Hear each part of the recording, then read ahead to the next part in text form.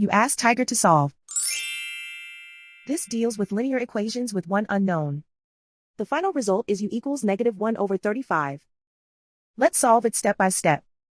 Group all constants on the right side of the equation. Add 3/7 to both sides. Group like terms. Combine the fractions. Combine the numerators. Reduce the zero numerator. Simplify the arithmetic. Find the lowest common denominator. Multiply the denominators. Multiply the numerators. Combine the fractions. Combine the numerators. Isolate the u.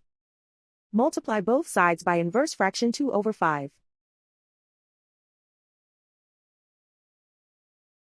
Group like terms.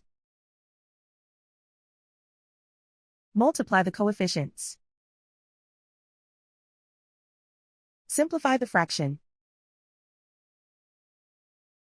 Multiply the fractions. Simplify the arithmetic.